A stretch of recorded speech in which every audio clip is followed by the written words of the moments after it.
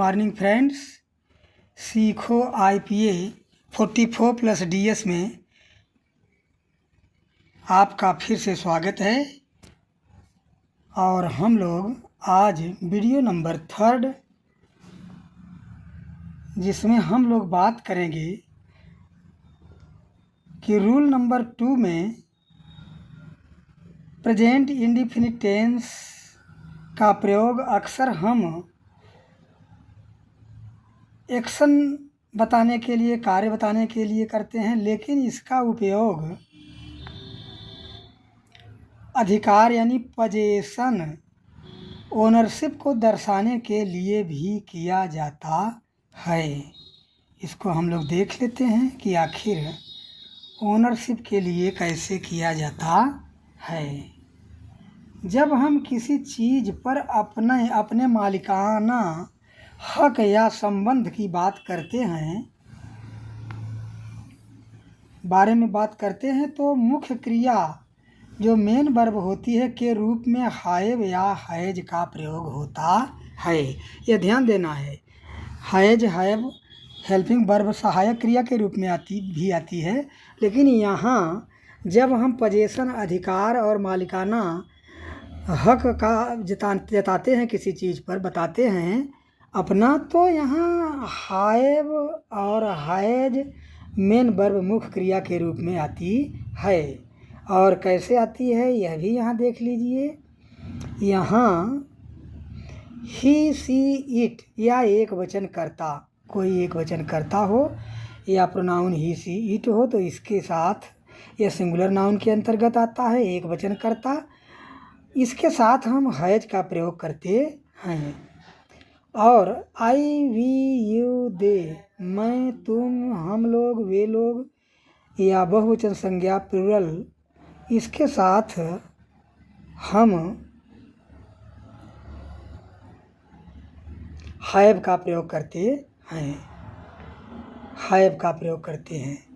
ठीक है फ्रेंड्स, यहाँ कुछ वाक्य दिए गए हैं जो अधिकार व्यक्त करते हैं। जैसे वाक्य नंबर 1, मेरे पास एक कार है। मेरे पास एक कार है तो I have a car, I have a car.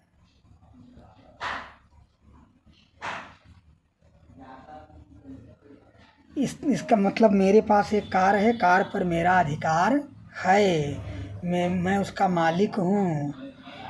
दूसरा वाक्य आता है, उसके पास एक सुंदर घर है।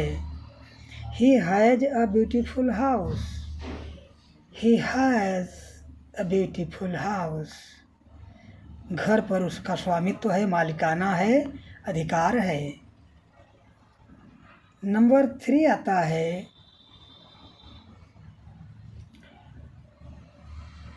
हमारे पास बहुत सारी किताबें हैं। We have many books. We have many books. किताबों पर हमारा अधिकार है।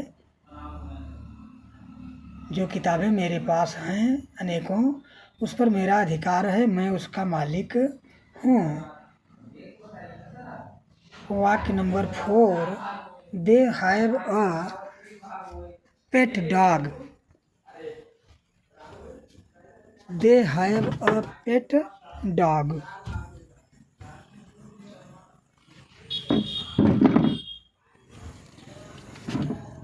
पेट मीन्स होता है, जानते हैं, पालतू।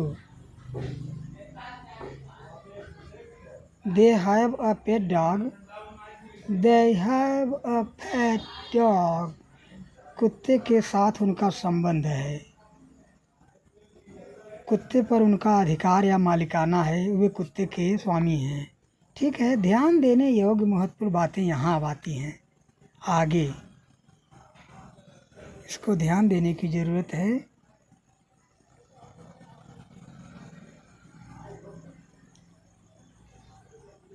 मुख्य क्रिया के रूप में हैव, हैज, यहाँ हैव, हैज कोई हेल्पिंग वर्ब नहीं है, यह मुख्य क्रिया मेन वर्ब है जो स्थिति यानी को बताता है, दर्शा रहा है, बता रहा है। लेकिन अब यहाँ से कुछ बातें बदल जाती हैं। यहाँ से वो तो अफर्मेटिव सेंटेंस था, इधर आप अफर्मेटिव सेंटेंस में थे, सकारात्मक वाक्य में थे, लेकिन यहाँ आप निगेटिव सेंटेंस में आ गए। जब हम अधिकार का खंडन करते हैं तो डू नॉट या डज नॉट, डोंट या डजेंट का प्रयोग करते हैं। ठीक है फ्रेंड्स, और उसके साथ हमेशा हैव आता है, यही बात नोटेड पॉइंट है। आप अभी देखे ही सी ईट एक वचनकर्ता के साथ has, I we you they के साथ हैव, लेकिन निगेटिव में दोनों प्रकार के कर्ताओं के साथ हैव का प्रयोग होता है। उदाहरण के लिए उसके पास कार नहीं है, he does not have a car, या he doesn't have a car, he doesn't have a car. अब यहाँ हैज नहीं, अगर हैज रख दिए तो आपका सेंटेंस गलत हो जाएगा। यहाँ हैज का प्रयोग नहीं होगा। ठीक है, अब हम पॉइंट नंबर 3 पर आते हैं, जो कि क्या है, प्रश्नवाचक। जो कि क्या है, प्रश्नवाचक, इंट्रोगेटिव सेंटेंस। जब हम इंट्रोगेटिव सेंटेंस पर आते हैं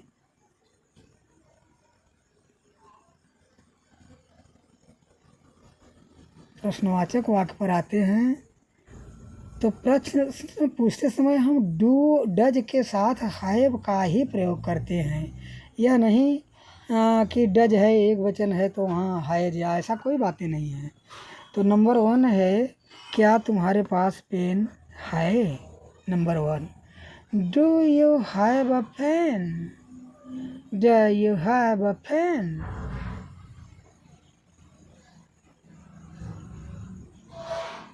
फिर आता है बात, अब इस तरह से इतनी बातें ख़त्म हो जाती हैं।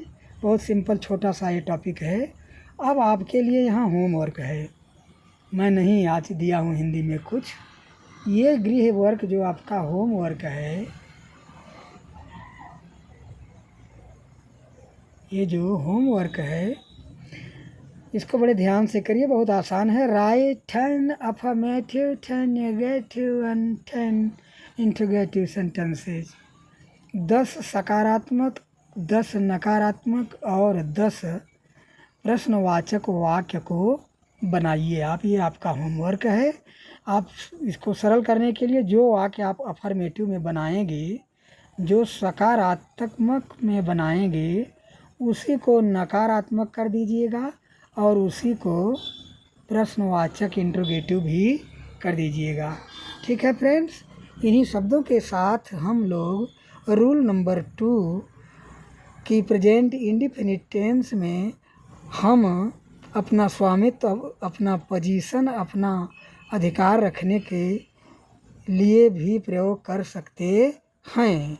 और अब हम रूल नंबर 3 में दूसरी बात प्रेजेंट इंडिफिनिट टेंस की लेकर आएंगे। ठीक है, इन्हीं शब्दों के साथ जय हिंद, जय भारत।